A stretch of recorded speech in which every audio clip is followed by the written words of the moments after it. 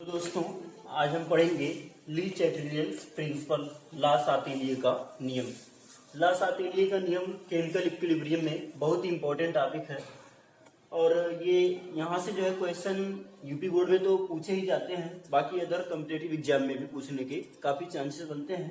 तो आइए देखते हैं ला सातिलिए का नियम क्या होता है।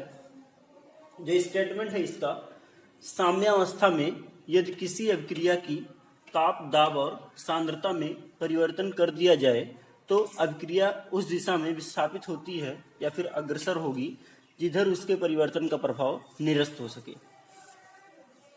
पहला क्या है, ताप बढ़ाने पर अभिक्रिया उस दिशा में विस्थापित होती है जिधर ऊष्मा का शोषण हो।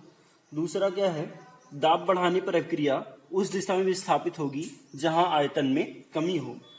तीसरा, सांद्रता बढ़ाने पर अभिक्रिया उस दिशा में विस्थापित होगी जहां उसकी बढ़ी हुई सांद्रता समाप्त हो सके। तो कहने का क्या मतलब है, कोई भी अगर जो रिएक्शन एट इक्विलिब्रियम स्टेज पर है तो उसके टेम्परेचर, प्रेशर और कंसंट्रेशन में कोई चेंजिंग करते हैं तो जो रिएक्शन होगा उस डायरेक्शन में जो है आगे की तरफ बढ़ेगा जिधर जो है उसका जो परिवर्तन है उसका प्रभाव निरस्त हो सके।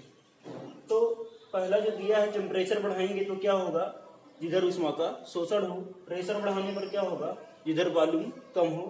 कंसंट्रेशन बढ़ाने पर क्या होता है, कंसंट्रेशन में दो टाइप का होता है।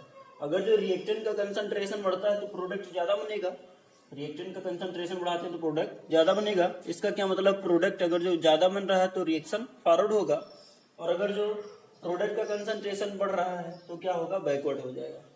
वैसे जो एग्जाम्पल है देखते हैं, इसमें 4 एग्जाम्पल मैंने आपको दिखाया। इसमें मान लेते हैं जो हैबर्स प्रोसेस से जो अमोनिया बनता है N2 + 3H2 2NH3, delta H equal to -x kilo calorie है।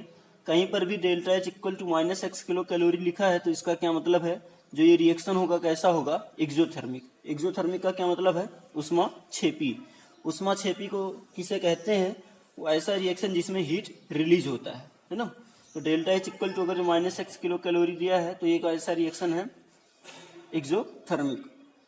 टेम्परेचर बढ़ाएंगे तो क्या होगा, इसमें ऑलरेडी जो है एनर्जी रिलीज हो रही है तो टेम्परेचर बढ़ाएंगे तो क्या होगा, जो रिएक्शन होगा वो कैसा होगा, बैकवर्ड होगा। हमेशा याद रखिए, अगर जो ला सातिलिए का नियम है सीधा सीधा आप जानिए, टेम्परेचर अगर जो एक्सोथर्मिक है, एक्सोथर्मिक रिएक्शन है तो क्या होगा, बैकवर्ड होगा, और अगर जो इंडोथर्मिक रिएक्शन है तो क्या होगा, फॉरवर्ड होगा।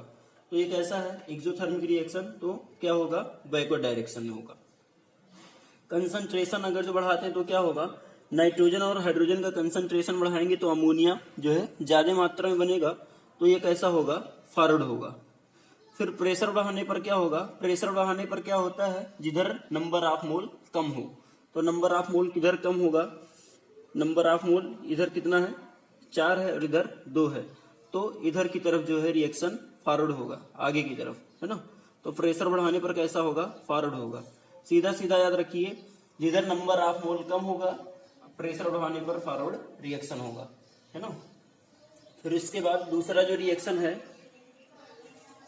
N2 + O2 2NO, ये -43,200 किलो कैलोरी दिया है। तो ये कैसा रिएक्शन है, फॉरवर्ड है या फिर एक्सोथर्मिक है या फिर इंडोथर्मिक। तो ये कैसा है, इंडोथर्मिक है। ठीक, तो इंडोथर्मिक है, इसका क्या मतलब है, इसमें जो है हीट एब्जॉर्ब हो रही है। हीट एब्जॉर्ब होने का मतलब क्या होगा, जो रिएक्शन होगा कैसा होगा, फॉरवर्ड रिएक्शन होगा। जो रिएक्शन होगा कैसा होगा, फॉरवर्ड रिएक्शन होगा। प्रेशर की बात करें तो इधर भी नंबर ऑफ मोल कितना है, 2 है, और इधर भी नंबर ऑफ मोल 2 है, तो डेल्टा एन क्या होगा, 0। हमेशा याद रखिए, अगर जो डेल्टा एन इक्वल टू 0 है तो जो प्रेशर होगा उस पर कोई इफेक्ट नहीं होगा। अगर जो डेल्टा एन इक्वल टू 0 है तो प्रेशर पर उसका कोई इफेक्ट नहीं होगा। कंसंट्रेशन की बात करें तो नाइट्रोजन और ऑक्सीजन का कंसंट्रेशन जितना ज्यादा बढ़ाएंगे उतना ही मात्रा में जो है NO बनेगा।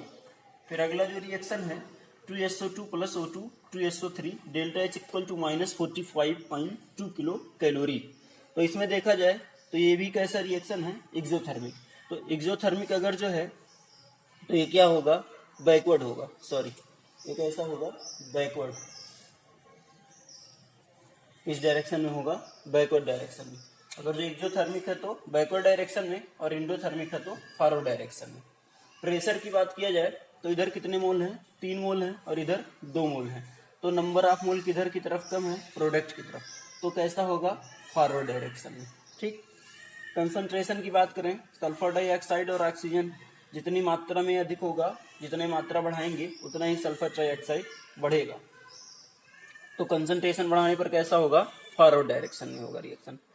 फिर अगला जो एग्जांपल है 2NO plus O2 2NO2 plus x kilo calorie plus x kilo calorie अगर जो कहीं पर भी रिएक्शन में दिया है तो इसका मतलब होता है एक्सोथर्मिक रिएक्शन। तो एक्सोथर्मिक है तो कैसा होगा, टेम्परेचर बढ़ाने पर बैकवर्ड। हमेशा याद रखिए, अगर जो एक्सोथर्मिक रिएक्शन होता है तो कैसा होगा, बैकवर्ड। प्रेशर बढ़ाने की बात की जाए तो इधर कितने मोल हैं, 3 मोल हैं, और इधर कितने हैं, 2 हैं। तो कम किधर है, इधर की तरफ। तो प्रेशर बढ़ाने पर क्या होगा, फॉरवर्ड डायरेक्शन में। कंसंट्रेशन बढ़ाने की बात करें तो कंसंट्रेशन जितना इसका रिएक्टेंट का कंसंट्रेशन जितना ज़्यादा बढ़ाएंगे प्रोडक्ट उतना ही ज़्यादा बनेगा। तो कंसंट्रेशन बढ़ाने पर जो रिएक्शन होगा कैसा होगा, फॉरवर्ड डायरेक्शन में। तो इस रिएक्शन इस जो है वीडियो के थ्रू मैंने आपको बताया लास आतेलिये का नियम, जो कि काफ़ी इम्पोर्टेंट है क्लास 11th में भी और बाकी अदर कॉम्पिटिटिव एग्जाम के लिए भी। तो इस वीडियो के साथ ही जो है ये चैप्टर जो है आपका केमिकल इक्विलिब्रियम समाप्त होता है।